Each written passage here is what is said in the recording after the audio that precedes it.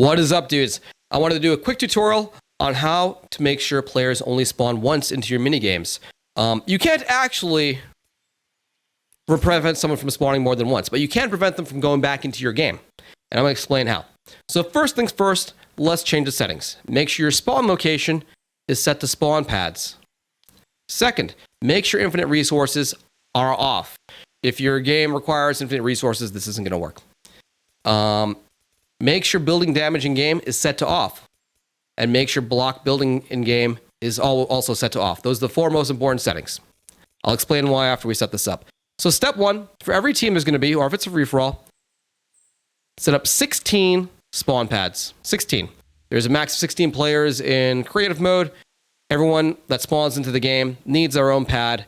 If there's less pads than there are players, they'll fall from the sky and this isn't going to work. So beginning of the game, everyone spawns in on these pads. You can keep them on default settings if you're doing a free-for-all or there's no teams. If there are teams, you'll need to assign, what team they're on, etc. And you'll need a separate spawn area for each. So let's say we're just doing a free-for-all. 16 pads. You make a building. No way to exit except for one. And then you create a pit. I suggest making it 1 deep and 3 high or 3 wide for like a normal gravity game. If it's low gravity, then you want to make it bigger and wider. You'll have to test it. And in this pit, put down some traps. You want to make sure if they jump down that they die. So now you're thinking, yo, Swiftor, Bald Man, when they spawn in, we start the game. How are they going to get out? There's no bridge. Well, you're going to build one.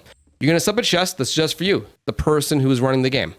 When the game starts, you open up your chest. It's going to have brick. You're going to tell everyone, yo, don't open that box. It's for me. You're going to come over here. You're going to build a way out. Everyone's going to leave. You go in there and make sure they all leave. And then you break down the bridge, leaving the pit. And then when they die in your mini game or whatever it is, or hide and seek, or your Simon Says game, they spawn back in and they have no way to get out because they have no resources. What if they try to break it open? Building damage is off, right? What if they try and, get some resources from out there? They can't. There's no infinite resources. So that should do it. So let me show you guys how it would work, right? Let's go to my island. Start the game.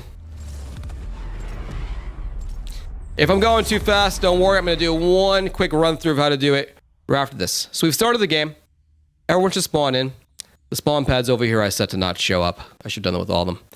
So let's say you start with 15 of the players. You tell those dudes or dudettes, hang on guys, if you try to leave now, you'll die. So you'll go over here, just you. You grab your stone. This is the only stone in the game. Only you should have it. Only trust yourself, game master. And then you go over here. You build the route out. And you're like, yo, everybody out. And you make sure everyone leaves and they wait out there for the game to start. You go in here, you make sure no one's like slacking off waiting, because once you break it down, they're not getting back out. Once you make sure the place is clear, you break it. That's it.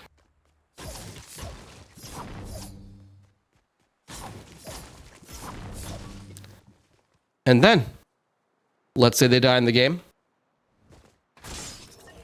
They're not going to die wherever. They won't be able to get out because there's no bridge. They'll have no materials. And they'll be stuck in here.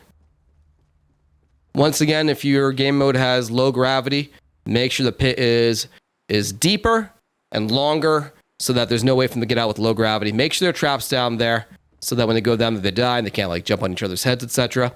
And also, think of them when they're dead. Give them a spot to watch from. Give them like big windows. They could probably be better than this. So they can watch you play after they've died. And that's it. If you have multiple teams, you'll want to set up multiple spawn areas and configure your spawns for different teams. And you know what I would suggest? Still only one chest of resources. You should control everything. Grab your resources, build the way for your team one to go out, and you go to every other team, build them out, and then destroy the bridge. Anyway, hope you find that useful. Shout out to Chill Monkey for the idea for this. I was racking my brain figuring out how to prevent people from getting back in the game. And his idea was like, yeah, put resources in there, build your way out, and then destroy the way out. So Chill Monkey, good job, dude. So dudes, hope you found that useful. If you're still confused about something, ask in the comments if you have an idea to make it better, even though it seems to work perfectly. Let me know in the comments. And if there's already some other tutorials out there that do this, I don't know. This is for mostly for you guys who want to make me maps. So if you're making me a hide and seek map or a Swiftor says map, or basically any map that requires players to be eliminated, please make sure this functionality is built into your map before you share it with me. All right, cool. Thanks for watching. Thanks for supporting all my Fortnite videos. And if you're just here randomly finding me to find a solution, hope it helps you out. And so, dudes, have a great day, great weekend. Have a great time in Fortnite Creative. And maybe I'll see you next video. Maybe next live stream on Twitch. Twitch.tv/Swiftor. See you guys next time. Thanks, dudes.